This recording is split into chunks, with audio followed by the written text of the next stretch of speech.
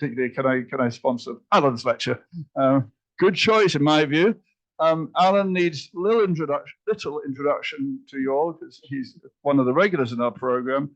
Because apart from being a very good art historian, he's also a practicing artist using the techniques of the Renaissance period, both fresco and sculpture, I believe.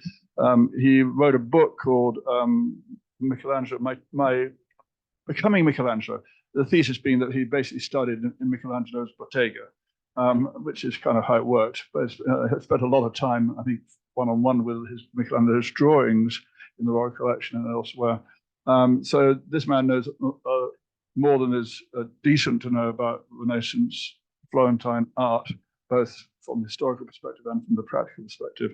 And so he's our go-to guide to look at the pieces through the eye of someone who knows how to make them and how they've fitted into the world of them. So that's how they were seen, part 3. Over to Alan. Microphone on. Can you hear me? My microphone is on.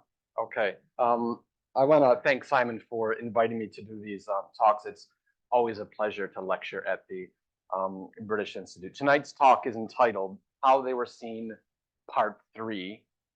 Subtitle, and this was given by my son, 6-year-old son, "A Revolution of Renaissance Art Through Reconstruction." So the alliteration, he gave me that alliteration. And the subtitle is "A Walk Through Florence in the 1490s." This is the 3rd episode of a series of lectures entitled "How They Were Seen." In previous talks, I dealt with large altarpieces that basically took on new significance, like Cimabue's Santa Trinita altarpiece, when you place them back in the context where we were. So at left in the Uffizi and then at right in Santa Trinita. I also dealt in another talk with Renaissance sculptures that were visually restored with their original gold decorations, like Donatello's David and also his St. George, which gives us an idea of how they were seen in the Renaissance. Now, as I was preparing for tonight's talk, concentrating on the reconstructions that I'll be showing you, I began to realize that as I took various paintings and sculptures out of the museums and put them back in their original locations in the 1480s and 1490s, that is in the churches and the palaces of Florence, the entire city would be a museum itself. Now, today, a tourist can walk through museums like the Bargello or the Uffizi and see thousands of sculptures and paintings amassed together. If a Florentine in the 1480s and 1490s, however, wanted to see great art, they would have to walk around the city, okay, and stop into palaces, into churches, and look on the street. The city itself was the museum, the place of muses to be inspired. Then this brought me to another question. If Florentines saw these works in their original state, in their original locations, did they relate to them differently than someone today looking at a work of art in a museum? Now, tonight's talk will attempt to answer that question. In other words, what did these works look like in their original state, in their original location, and how did Florentines react or inter-react with them?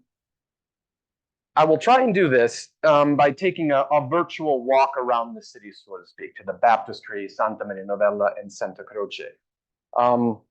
This is going to be a virtual tour, sort of an abbreviated form, but I'm going to try to take you to go see what a Florentine would have seen in the 1480s and 1490s. I will be using bold strokes, in other words, touching on major cultural themes such as social and religious practices, St. Francis, St. Dominic, things that were relevant to the city of Florence and to the Renaissance. And what I'm going to try to also do is combine these concepts with a bit of visual archaeology, so to speak, to prepare, or I should say, to propose photographic reconstructions of these works.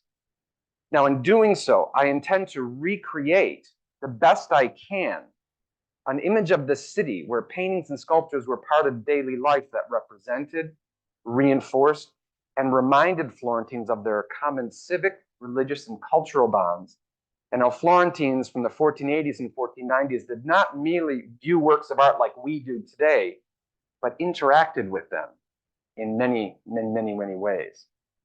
Now, what's the sequence of the talk? There's going to be 5 sections. The first is an introduction. I'll be giving a very brief historical sketch of Florence in the late 1400s. The second section is going to be a walk around the Duomo. I'll be concentrating on the baptistry, in specific, the baptismal font, the silver altarpiece, and the Magdalene of Donatello. The third section is going to be a visit to Santa Maria Novella, and I'll be concentrating specifically on Masaccio's Trinity. And the fourth and last stop is going to be a stop at Santa Croce. I'll be looking at the original fresco decorations. The fifth section is going to be conclusions. I'll try to draw some sort of concluding statements about all of this. Now, what are the objectives of the talk? The first is to view Renaissance works of art in Florence by taking them out of the museums and putting them back where they once were. The second objective is to recreate the decorative complexes with these works to reveal the original purpose or message of the works of art in Florence. And third and finally, to explore how the public in Florence in the 1480s and 1490s may have interacted with the art in the city and not just viewed it. Now, before I even get into the talk, I want to give a special thanks to person Agostino Manca, who actually helped me with these reconstructions. Without his expertise, this would not have been possible. So a special thanks to Agostino. Section 1, a brief history of Florence in the 1480s. What was happening artistically? Number 1, in 1481, Leonardo leaves Florence for Milan, and he actually leaves his unfinished Adoration of the Magi, this fantastic work that basically he just messed up, okay, had to leave. Botticelli was painting his allegorical masterpieces for the Medici. In 1485, the young Michelangelo arrives in Florence with his mother Francesca and his father Ludovico and his brothers. And eventually, after being discovered, okay, he goes to live with Lorenzo the Magnificent, okay, to go study sculpture in the Medici Palace. Now, politically, what's happening in the 1490s? After a few years, on the 8th of April, 1492, Lorenzo the Magnificent dies. After he dies, his son Piero comes in. He's not a Lorenzo, that's for sure. And in 1494, what happens? Charles VIII, the King of France, marches down into Italy, okay, comes into Florence, and Piero de' Medici promptly leaves the city, okay? And the Republic of Florence is then restored. So what we have is artistically things are moving and also politically. Now, in this time period, okay, and this is section 2, a brief walk around the cathedral. Let's say you wanted to take a walk around the heart of the city, the cathedral. Now, you wouldn't see this, okay? This is the facade that was done by de Fabris in the 1800s.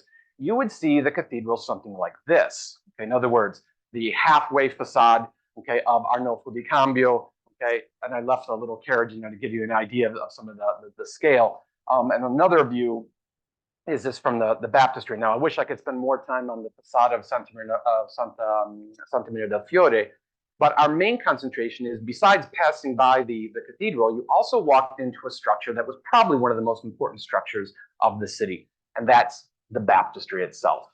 Now, if we look at the baptistry just externally, just for a moment, it's this masterwork of Romanesque architecture, begun in 1059, finished in around 1128, enlarged in the 1200s. Okay, this 8-sided structure, okay, with the 3 doors of Andrea Pisano and the 2 doors by, I should say, 1 door by Andrea Pisano, and 2 sets of doors by Lorenzo Ghiberti. But our concentration is not on the external, it's the internal. Okay, when you walk into this, and even today when you walk in, you're confronted with a masterwork of not only Romanesque architecture with Roman spolia, capitals, columns, but also Byzantine mosaics that are overpowering as you sort of walk in. But the interior of the baptistry, when you walk in today, unfortunately, it's, the mosaics are being restored, so it's a little bit difficult. This is what it would look like without the restoration, okay, the scaffolding. The interior of the baptistry is void of its original elements. And I think that it's difficult to conceive of the importance of the space and the decoration, and also the public interaction with the interior and with baptism itself is lost. The present day interior is without several main elements that were seen by Florentines in the 1480s and 1490s. The missing elements are the baptismal font in the center, which is the focal point of the structure, the silver altarpiece, which is in the Opera del Duomo, and Donatello's statue of Mary Magdalene, which is also in the Opera del Duomo. These are major, major works of art. Now, if we focus on baptism very quickly, baptism was the beginning of Christian life in Renaissance Florence, very important to the Florentines.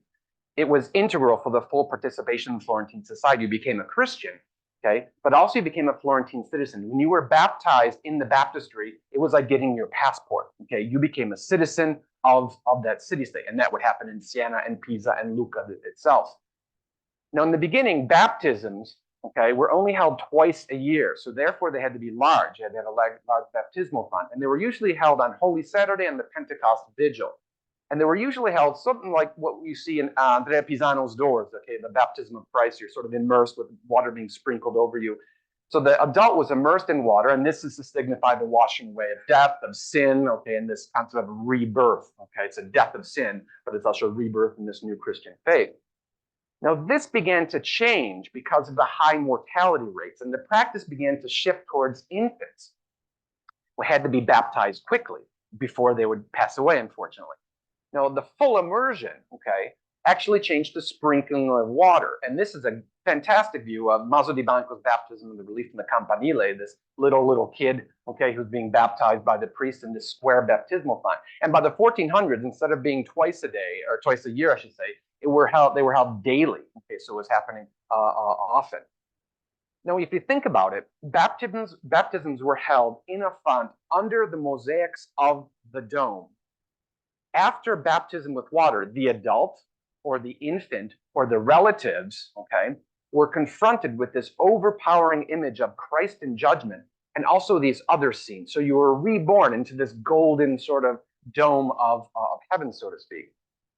The baptism, therefore, introduced the individual to this Christian tradition, okay, told in the stories of the Old and New Testament. You were baptized into this tradition. So it wasn't just a physical, there was some sort of interaction with the mosaics right over the font. Now, if you look at baptismal fonts, okay, there's none right now in the baptistry of Florence, but if you go to Pisa, you can actually see this is the interior of the baptistry in Pisa. You can see that it's an 8-sided baptismal font. It's fairly large. Okay, it's very, very. This is this is earlier than Florence. But there was a drawing that was found a few years ago by an art historian named Schwartz, okay, that gives us an idea of what the baptismal font of the baptistry of Florence looked like. And this is actually a ground plan. Okay, this is an unedited drawing, an unpublished drawing.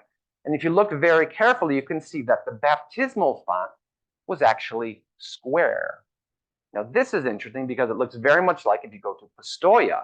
Pistoia has a square baptismal font with the large one for the adults and then the 4 little ones for probably infants as well. So if you look at the clues, the clue is that in Florence, there was a square baptismal font.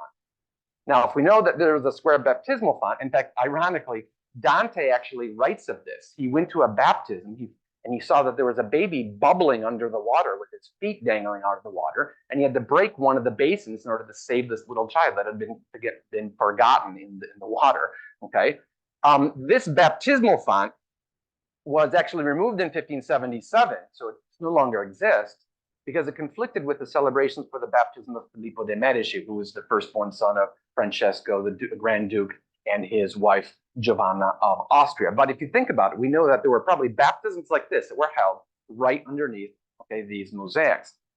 This is a reconstruction, I think, of what it must have looked like. Okay, we have the baptismal font that's raised up on several steps, the square baptismal font. Now, ironically, I've used the Pistoia baptismal font. Even the decorations are very similar to the ones on the wall. And you have to understand that, okay, when you look at this, when you put this back in the context, things begin to change. Now, how do they change? With the font, the space of the baptistry regains its functional purpose. Excuse me, the presence of the font restores the relationship between the practice of baptism and the mosaics above, because the individuals interacted through not only physical baptism in the baptismal font, but also visually with the mosaic decoration, the stories of the church, and the image of the Last Judgment above. You were baptized into this new tradition. It must have been fairly dramatic, even for the people who were actually there, who were just observing.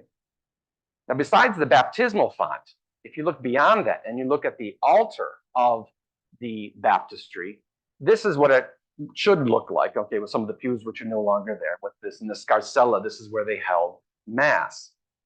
Now, this, okay, where the altar was where this was. And this is the silver altarpiece, which is a magnificent work of goldsmithing.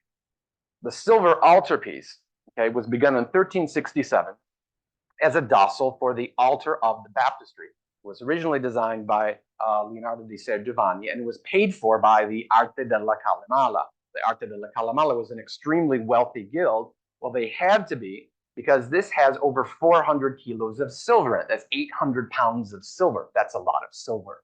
Okay, it has over 1,000 little sort of scenes of the life of St. John the Baptist. In fact, St. John the Baptist is the largest figure on the silver altarpiece. He's right in the center. We think that various artists worked on this from 1367 onwards. There could be Verrocchio, Antonio Palaiolo. They even say that Leonardo worked on this as well. But this is a masterwork of goldsmithing, okay, to say the very least. Now, it decorated the main altar in the baptistry. So this is where, okay, it should have been. It was then made into a movable altar that was placed in a prominent place in the baptistry on the 13th of January, in other words, the baptism of Christ, and on the 24th of June, which is absolutely the feast day of St. John. And it was displayed with other reliquaries, which exposed the church's sort of treasure to the faithful, and they were allowed to pass through. And it was called the umbilicus, okay, civica, basically the belly button of the world. Everyone sort of passed through the baptistry to look at the wealth and the riches of it. Now, if you want to draw some comparisons, if you've ever been up to Venice, this is very similar to the Pala d'Oro. If you go into St. Mark's, this Pala d'Oro, this sort of altarpiece that has over 1,000 sort of gems and it's filled with gold and silver. And I think there's some sort of a correlation at this time period, sort of showing the wealth of the city. It happened in Venice. I think they were trying to do the same thing in Florence. When you look at the silver altarpiece, however, today in the Duomo, and I'm not saying this is wrong, this is how it's seen, perfectly sort of presented, perfect light, you can walk up to it and see it, but that's not how it was supposed to be seen. It was supposed to be seen like this, and this is a reconstruction of the silver altarpiece seen on the high altar of the baptistry. And then, like I said before, things start to make sense. Why the silver altarpiece there? Why would it be there? How does it correlate with, okay, the whole surrounding? So I'm not saying anything is wrong to go see them in a museum, but you have the museum work and then you have the work in situ. Now, what sort of conclusions can we draw from this? Okay, the conclusions can be the silver altarpiece tells the story of St. John the Baptist. If you look in the baptistry, there's scenes up above, but this actually allows you to look at the scenes of St. John the Baptist right in the altar. It's also a pendant to the gold mosaic. So you have silver and gold. And then it's also opulent. And it has this portrayal of absolute wealth that rivals St. Mark in Venice. In certain cases, you can also say that there's a competition going on between the baptistry of Florence and St. Mark's, okay, in Venice, okay, as well. So the baptistry interior with the baptismal font works, with the silver altarpiece works, but there's one last element that's missing, and that's the St. Mary Magdalene by Donatello. Now, St. Mary Magdalene by Donatello is a wooden sculpture. I'm sure all of you have seen it. It was executed probably for the baptistry in around 1440. Some people say even 1453 to 1455. Donatello was 60 years old when he made this. He was a mature artist. And he really starts to concentrate on the spirituality of the individual, okay, the Mary Magdalene, the afterlife, even death, if you want to get into some of the theological concepts. It's made out of white poplar wood, which was usually used for crucifixes. It's very lightweight, okay, not very expensive. And the hair was actually done with wood and stoppa, or tow, which is a woolly-like substance that was actually coated with gesso to give it this sort of interesting, sort of meandering, sort of snake-like concept of the hair. But the main thing is that it's starkly realistic. And it must have shocked the people when they actually saw it. So much so that even Giorgio Vasari writes in his Lives of the Artists, let me just read this to you, this is a quote, in the same baptistry opposite this tomb, when he's talking about John the 23rd, statue from Donatello's own hand can be seen, a wooden St. Mary Magdalene in penitence, which is very beautiful and well executed, for she has wasted away by fasting and abstinence to such an extent that every part of her body reflects a perfect, a complete understanding of human anatomy. Now, if you look at this, you realize she has her sternomastoids or trachea, the open mouth, okay, the The teeth that you can see, her hands that are just touching, okay, must have been extremely realistic. And we know that when Charles VIII comes into Florence, okay, and he sees this in the baptistry, he offers, according to this one art historian, Del Migliore, a very large sum of money to buy it immediately, okay? But obviously this transaction probably didn't go down because it remained in the baptistry. But where was this sculpture, okay? An early mention of Magdalene says that it was in the baptistry on the southwest wall, somewhere around here. Then it was replaced by a baptismal font and then put in storage. Then on the 1735, it was placed on the southeast wall, and then it was put back in 1912 on the southwest wall. We know that in 1966, it was caught up in the flood, okay, that devastated most of the museums, okay, in Florence. But when they were restoring it in 1972, they discovered not only that she was painted with a skin color, but there were traces of gold on the hair. And if you've ever looked at this in the Opera del Duomo, you could just barely see this golden remnants. Now, some scholars say that the hair was lined with gold, but I don't think, okay, it was just lined with gold. I think it was completely gilded, okay? And this is probably what Mary Magdalene, St. Mary Magdalene by Donatello probably looked like, okay, in the Renaissance. Okay, this emaciated painted figure with golden hair, okay, complete golden hair. Now, if you think about it, this golden hair tradition, or painting sculptures, goes back to the Greeks, okay, who painted their other sculptures, or even in Lucca, the Volto Santo, this wooden sculpture that was actually decorated. So Magdalene, okay, by Donatello, and if I even remember that I showed you the St. George and the David, had this concept of gilding hair. So it's not uncommon, okay, that hair was completely gilded.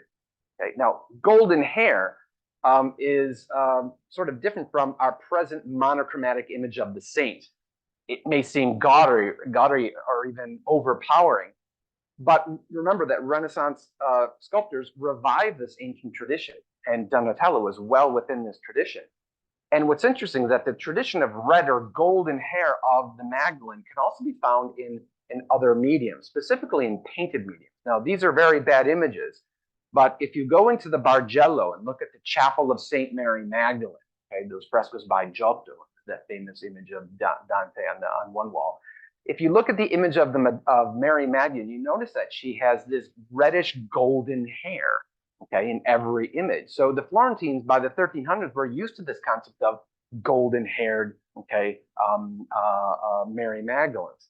But if you look at this, okay, and from the version that we see, and then look at it with the golden hair, it takes on a completely different concept. Remember, this sculpture doesn't have a halo. The halo is the golden hair, and this concept of penitence. Okay, so it's extremely interesting why Donatello would do this. Now, again, the way we see Magdalene is like this. And again, it's nothing wrong with this. Okay, this is a museum, so millions of people can pass by it. But she seems a little lonely. She seems a little isolated in certain cases. She must have looked something like this. Okay, baptismal font, golden or silver altarpiece, I should say, excuse me, and the Magdalene on one side. What's interesting is that we have another sculpture on the other side by Donatello, the John the 23rd, which is also gilded. We have the gilded capitals of these columns. So the concept of gilding is completely sort of balanced on either side. A Donatello on the left, a Donatello on the right, that has these golden, okay, sort of touches. Okay. So if you step back and look at the baptistry, okay, all these elements create a visually rich decorative complex. The baptismal font restores the function as the baptistry. The baptistry interior sparkles with gold, the mosaics, which is complemented by the silver altarpiece, silver and gold, which must have been spectacular in this very dark, candlelit sort of environment. The golden-haired Madonna continues the gold mosaic decoration motif of the baptistry, the gilded capitals, the statue of St. John the 23rd. And there's this interaction between baptism, the mosaics above, and also the opulence of the mosaics, the silver altarpiece, and the golden Madonna all together. So as the Florentines walked past this, they were seeing exactly what the Florentine city wanted them to show. Okay, the baptistry being completely sort of gilded, okay, opulent, okay, with wealth as well. Section 3, let's take a visit to Santa Maria Novella. Now, if you took that short walk from the baptistry to Santa Maria Novella, okay, and you looked at the church, there's no reconstruction that has to be made here because this facade was already there. It was there by the 1470s. Leon Battista Alberti, commissioned by Giovanni Rucellai, does this, okay, magnificent facade that even the Michelangelo called it La mia sposa, okay, my bride. So it's a magnificent sort of facade as well. If you walk in, however, you're confronted with a magnificent Gothic church, okay, with these soaring sort of Gothic arches, okay, with these decorations. And if you walk in on the side, and now you walk in on the side because they're doing restoration, but if you're walking from the side, one of the most prominent things that you see is this huge fresco on the left, which is Masaccio's Trinity, in a very, very prominent place as you walk in from one side. Now, if we step back and look at Santa Maria Novella as a Dominican church, and with Dominican theological sort of glasses, we have to go back and say, well, who was Dominic? Okay, Saint Dominic. He was a preacher, teacher. His concepts were order, orthodoxy, and the institutional church. He defended the faith from various heresies through sound doctrine, and he was very fond of using sacred images. It had to be dogmatic, and also these religious lessons in certain cases. Now, if you look at Dominican theology, you have to relate it to the Trinity. Now, this gets some of the background out of the way. Masaccio's Trinity is done by Masaccio, Big Dirty Tom, okay? There were no precise dates. We think that it was done from 1425 to 1427. Okay? There's no extant documents, okay, for the commission. We know that it had a really bad past. In 1550, it was covered up by Vasari, who was modernizing all these churches. In 1851, after 300 years, it was discovered. And then in the 1860s, it was detached using the stucco method, basically shipping it out of the wall, okay? And then it was moved to the backside of the facade. In 1950, it was restored by the famous restorer Tintori. But in 1951, they discovered the skeleton in the original position. They said, well, we've got to reunite these two things. So they removed it from the back of the facade and replaced it in its original position above the skeleton. It was restored in 1992, in 2005, and it's under restoration right now. You can actually go up for €1.50 and go see it. It's actually fantastic. It's being restored by one of the most famous restorers, Simone Vettori. It's really, really good. And what are the elements of the Trinity? Very quickly, I don't want to go into be like an art history lesson, but we have the concept of the Trinity, the Father, God the Father, okay? The Holy Spirit, which looks like a collar. It's actually the dove. Then Christ, so Father, Son, okay, Holy Ghost. We've got Mary, okay, we've got St. John. We have these two donor portraits that seem to be looking at each other, okay? And then we've got a skeleton down below, which is called a memento mori, to get us thinking about our own deaths. And there's this inscription, what you are, I once was, and what I am, you will be, sort of a bit of a downer, but it is into this concept of, okay, death, and also where we want to go. Well, what do we need to follow? Remember, this is Dominican theology. But you have to ask yourself, is this just a decoration or is it a chapel? Okay. How do we see this? Okay. In fact, when you walk in from the side, this is how you see it. You can't miss it. There's a reason why it's here. Now, if you look at family chapels like this, the Strozzi chapel in Santa Maria Novella, these were chapels that were sponsored by very wealthy families. They wanted to show off their wealth. It comes down to faith, money, and politics, so to speak, okay? And these were private chapels that were made for burials and also the celebration of Mass, the celebration of the Eucharist. There's usually an altar table. There's usually an altar piece on top of it, and there are also tombs. The chapel is usually decorated with biblical scenes, if there are various walls, okay? And the faithful interacted with this chapel. They had masses there. They went there to remember these people who actually paid for it. The Trinity today is, I think, seen more decorative. And the art historical concentration emphasis is on Masaccio's innovative use of perspective, this one-point perspective with the orthogonals and vanishing points. And I think that the true theological significance is actually overlooked, in certain cases almost completely. Now, if you go to sound Dominican theology, let's go to St. Thomas Aquinas, who defended the use of sacred images. What were sacred images used 1484, there were three concepts. The first as a lesson in the secrets of the faith for the unleavened, poor man's Bible. So the second is visual reminders of the mystery of the incarnation and the example of the saints. And then third is an especially effective stimulus to devotion. So instruct, remind, and inspire, these three concepts. Now, Masaccio's Trinity, if anyone has ever stood in front of it, and I have to admit, I'm guilty myself, when I have to explain this to students, what do you explain? You explain the perspective and the importance of it, because it is extremely important because of the perspective, first time used in Western art.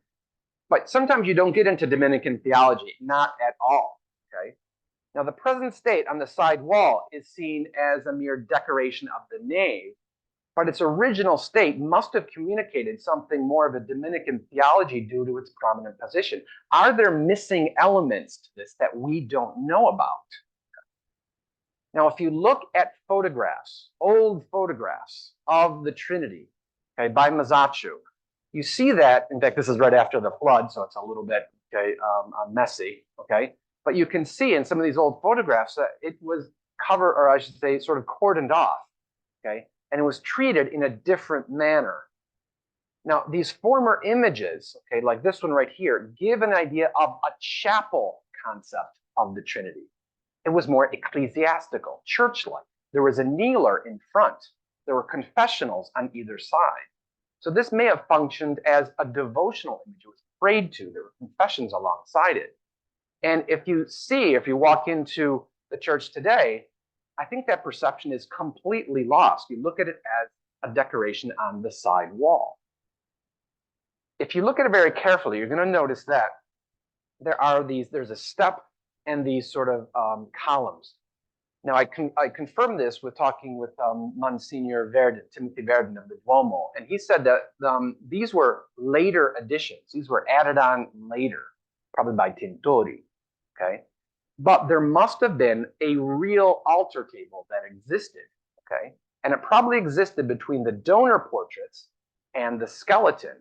Because if you think about it, if it's a family chapel with an altar, then that means that Mass might have been celebrated in front of this fresco, like it was a real chapel. Now, this is a reconstruction of the Trinity with an altar in front of it. It seems radical, but this probably was how it was supposed to be seen. And if you look at it very carefully, there were probably candles under it. And this changes the fresco completely. Now, what do I mean by this? The altar table gives a new impression in the sense that the skeleton underneath is in shadow. So it's a little bit foreboding, sort of like the shadow of death, so to speak. The fresco decoration becomes the chapel, and the Trinity literally becomes the painted altarpiece for the chapel, or even the cross itself, just like it would be in a regular chapel, with a three-dimensional chapel. But then you have to look at another clue, the two portraits on either side, what are they doing? They seem to be just sort of looking at each other. Now, these are donor portraits. Donor portraits were depictions of patrons of the painting, the people who paid for it. They memorialized the donor and the family, the male and the female, They were related to two monuments that were literally down below. And in certain cases, if you walk around Florence, these portraits of the patrons participate, or observe the main scene of the painting. They're somehow interacting with them. If you look at the Sassetti Chapel, there's Nera Corsi and Francesco Sassetti, who are looking directly at the Nativity painted by Ghirlandaio. He did this chapel. And they're participating, they are present at the Nativity. They're looking at it directly, They're participating with the painting. If you look at the painting, this is a magnificent painting in the Badia Fiorentina by Filippino Lippi, the vision of the apparition of the Virgin to Saint Bernard. There's this little sort of a portrait of Piero del Pugliese, who seems to be looking up at the vision, along with Saint Bernard, sort of like stuck in there, on the lower right-hand corner. So if you look at these donors, well, who are the donors, you can ask. Now, we're not going to spend too much time on this.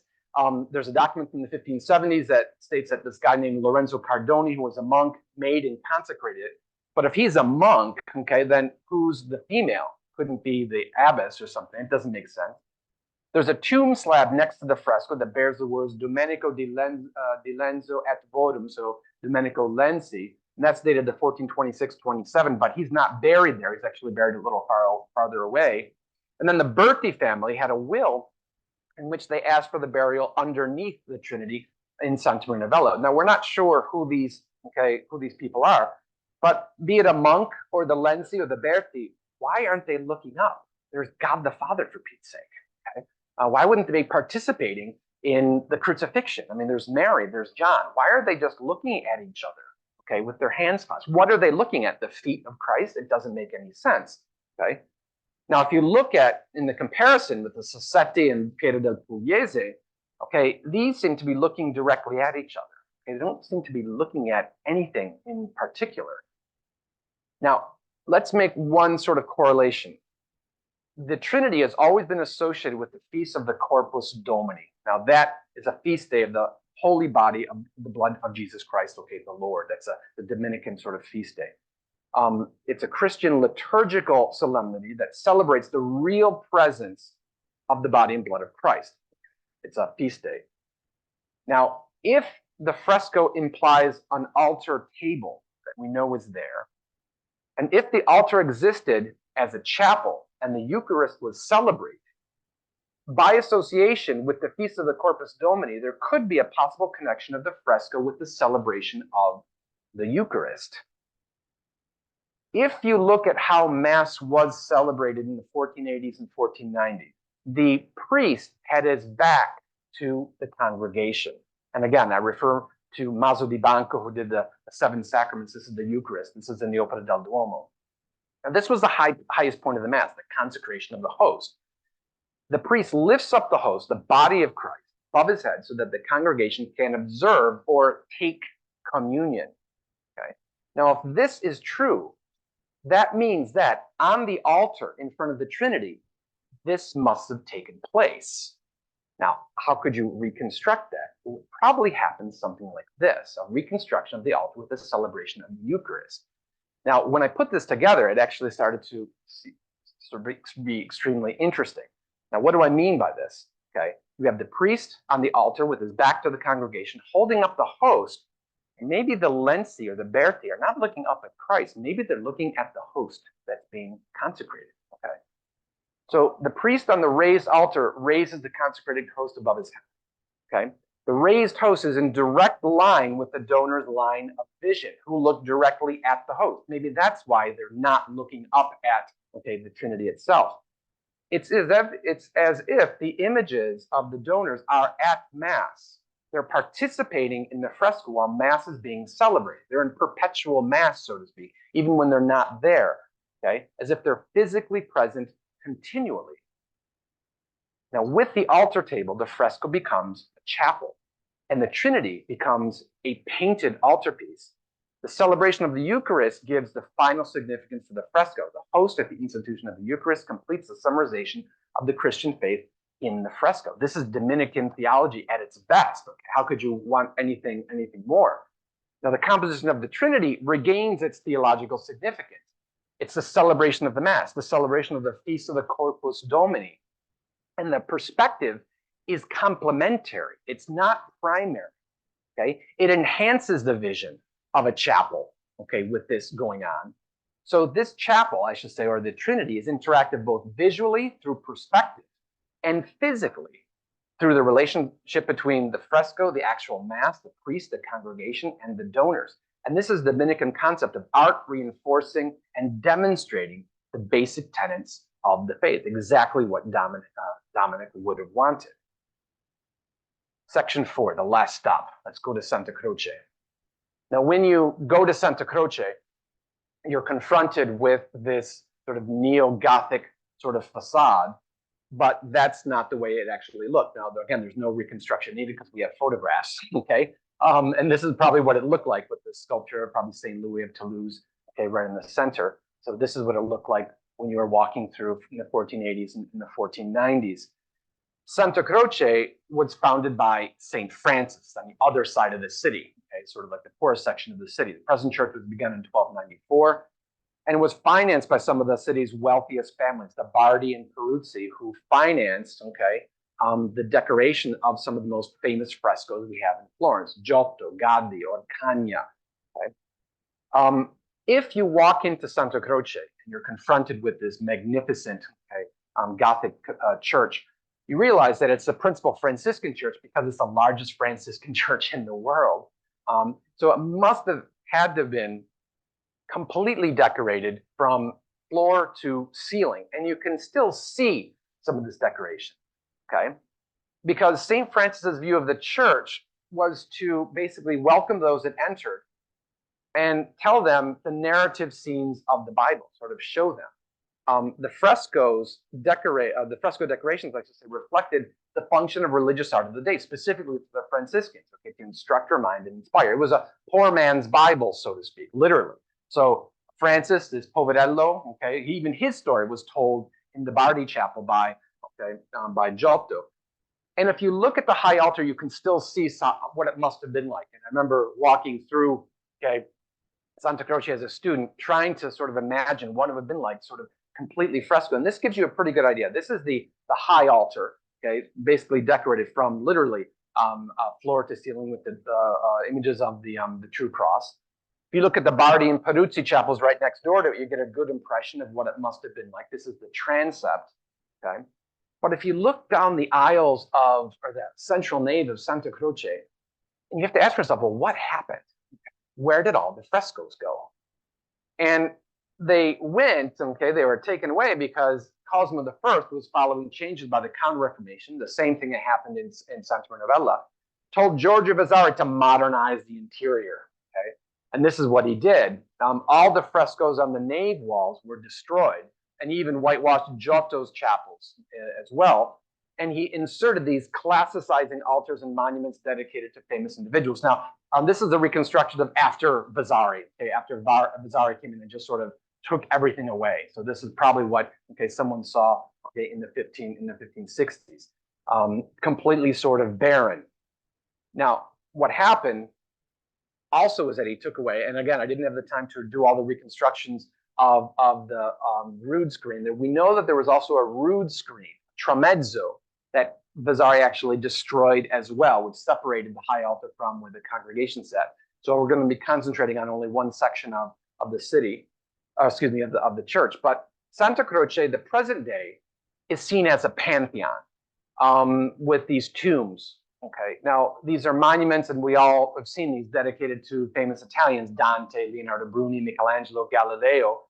And the interior glorifies the famous personalities, okay, but they don't really regain that poor man's Bible, and I don't think that the way we see Santa Croce today is what he intended. He intended for something more accogliente, in other words, to sort of welcome individuals.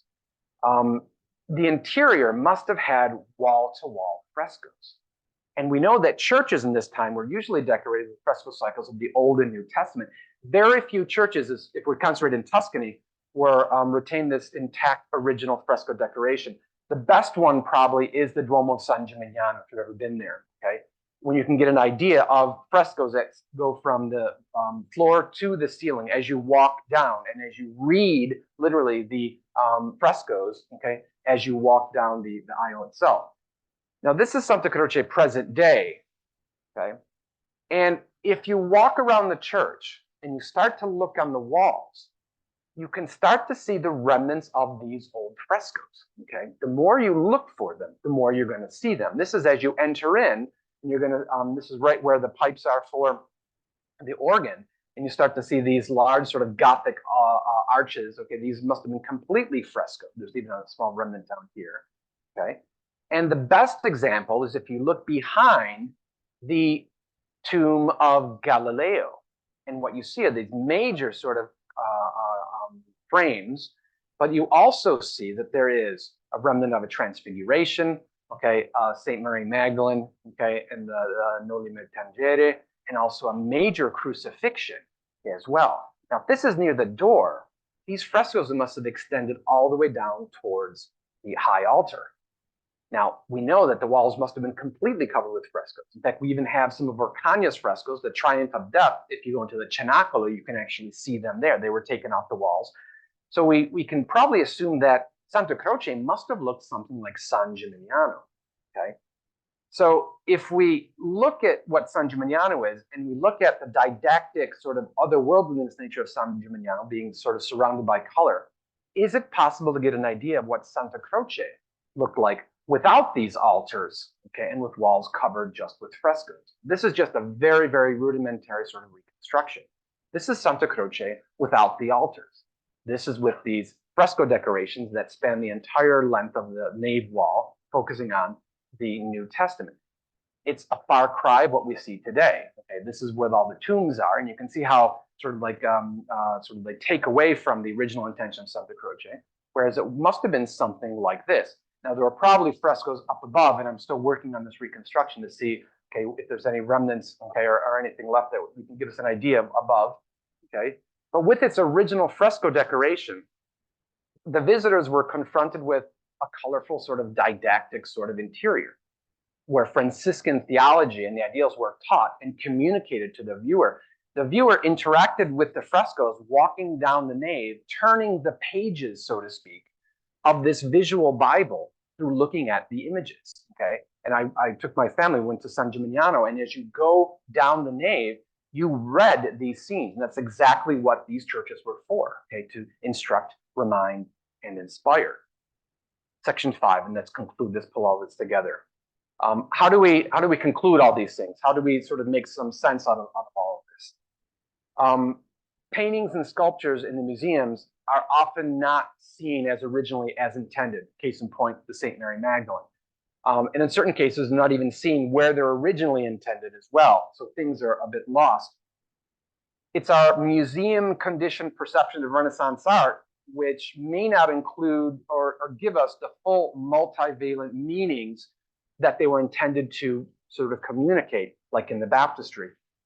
And reconstructing these the original appearance of these works, and then the original location gives us an idea of the original intention. Works and spaces were not meant to be passively viewed, but invited the viewer to interact and to even participate in certain cases. And like I said, you were instructed, you were reminded, and you were inspired as you were interacting. So reconstructing Renaissance art revives the religious, the aesthetic sensibility behind these these works lost in the museum setting.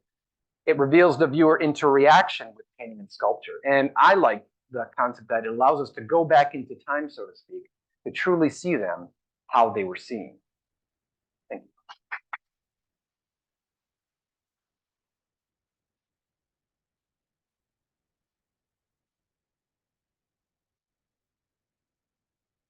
Thank you very much, Alan. And as always, the house rules are the same. The question and answer. If you want to ask a question, make a comment in the room, put your hand up and I'll bring the microphone to you so that people on the Zoom can hear you. And those on the Zoom, we'll open up the chat now. And you can put your comments or questions in the chat, or you can be brave and unmute yourself and talk to us. To get things going, there's a couple in the chat already. Olivia Morgan summarized the lecture in one word, which is brilliant. Well done. Nancy Sherrod to everyone. I get it that the message of Mary Magdalene is that even if you are a sinner, there's still hope for you. But what is the connection to baptism so strong as to put her and her alone as a statue in the baptistry? I'm working on that because I even asked. I have a couple of priest friends, and it could be the concept of penitence. But I'm still trying, and we're not sure if the Mary Magdalene was actually made for the baptistry. I don't think it could go anywhere else. It could be in the cathedral, but I'm working on that. In fact, I'm trying to figure out why Mary Magdalene. It must be something very theological. What I'm thinking is penitence or the Christian life. Remember, after the crucifixion, she goes into the Holy Land, becomes this hermit saint. It dedicates her life, which I think that would be the ultimate. And the other thing could be, she could be like the female Saint John the Baptist, which I think you have the male and female version of the same sort of concept of complete and total immersion in this life of penitence. And she often wears the same hair. Yeah, it's well, you save money on clothes. Yeah. And she washed her sins away. Exactly. Yeah. Now that's true. It's interesting. Yeah. At the back there.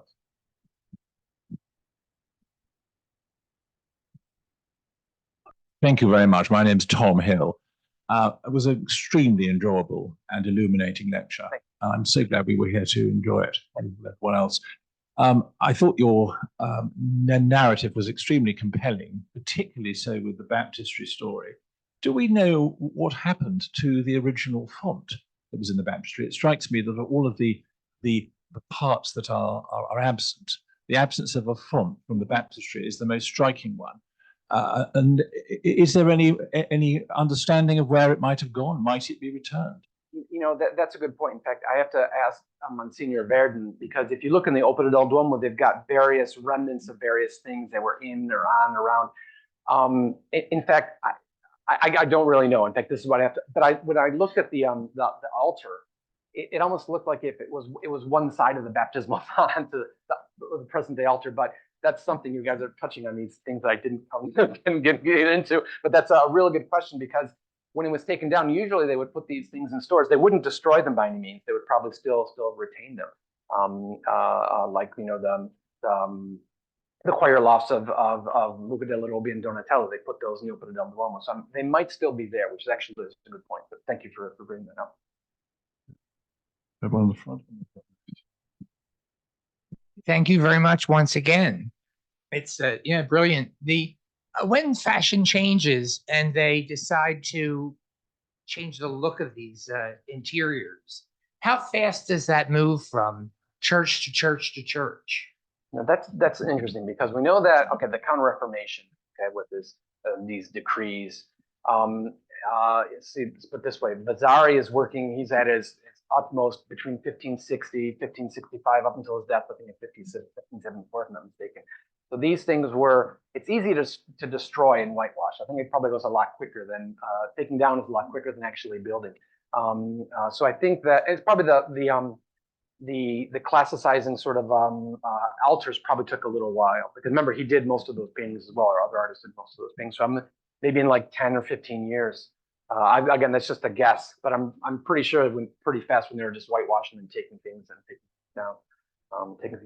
I'd have to go into the archive and see what are the payments were and stuff like that, because I probably had a whole host of working on these. Fortunately, that he didn't do all the churches. Exactly, just the big ones. There was another one over here. Thank you very much.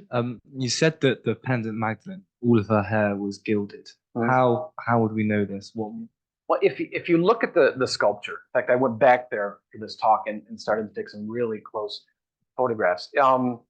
There's gold within even the nooks and crannies of the hair, because I had to see, well, some scholars said it was lined with gold, but if you've ever gold leafed before, it's a lot easier just to put a piece of gold leaf on something large and sort of and pounce it in than to line it. And as I was looking at it, you can actually see that even on the backside, and I went around it, and if the backside was gilded, okay, that means that the front side would probably be completely gilded. Now, again, it's impossible to tell, but if you look at even the lower section of the hair, there are some remnants of gold. And I would say, why not? Okay, why not gild the whole thing? Gild the whole thing. That's a good question. Good question. I invite the Zoomers to open up the chat and see the fan mail, and also Sarah's delicate reminder that there's a link for you to make your donations. And there's another question come up. Thank you, Alan. As always, you give me a new perspective in viewing art and history. That's from Jody. And Ros Lowe says, excellent and illuminating as ever, Alan. Thank you. Lots of fan mail.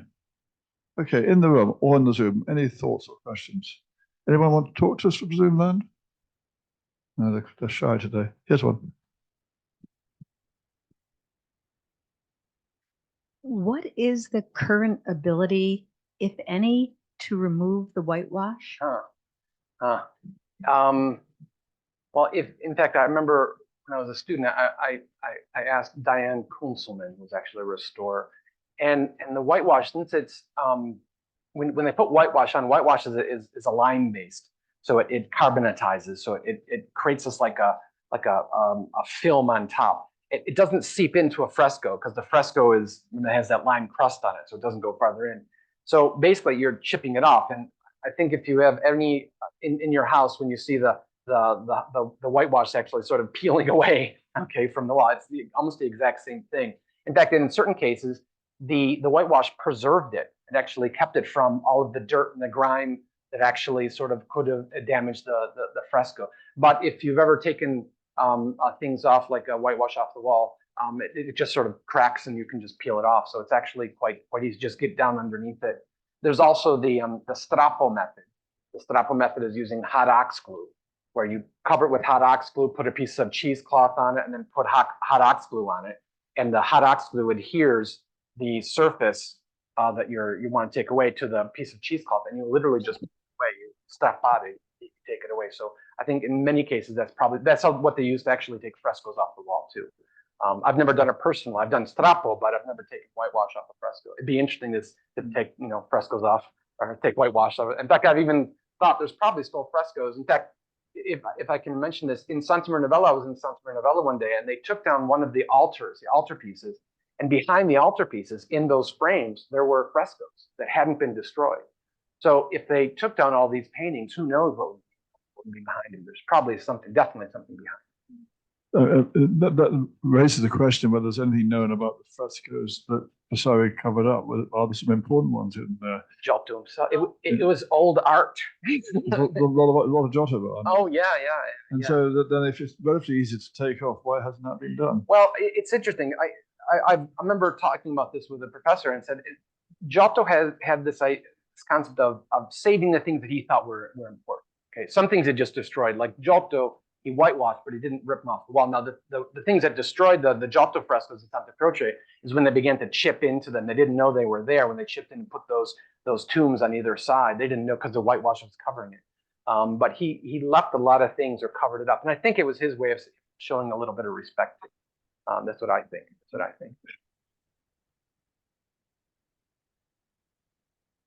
Still on that subject, the 1966 floods, did they actually expose some frescoes that had been hidden during those changes? Okay. I don't know I don't know for sure. I know, like the Mary Magdalene, they discovered, the coloring and stuff like that when they cleaned it. I think what it caused them to do was to take the frescoes off the wall, and then they started to discover the synopia underneath. When you take the frescoes off, you discover. And if you go to the Ognissanti, there's the synopia drawing for the Ghirlandaio, and then if you go to Santa Apollonia, right, there's all those frescoes. It was a damage that they caused to the fresco because the water seeps up and then turns it into this calcium phosphate, I think it is. It just sort of like turns into white and just puffs away. So I don't know if they discovered any frescoes that were actually sort of like took the whitewash, the whitewash. I'm not really sure, but definitely it caused them to discover some of the synopia, which is indirectly a big discovery as well. Any more?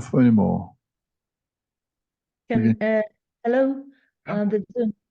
Hi, it's Brenda here. Just want to ask a question.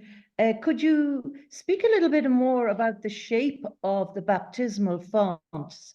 I don't recall seeing many square ones. I've only seen round ones, but can you talk a little bit more about that, please? Yeah, no, it's a good point. In that article, and in fact, it's by Schwartz.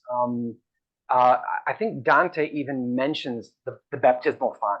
Okay, and that's why it's so, because usually we think of them as octagonal, okay, or rounded.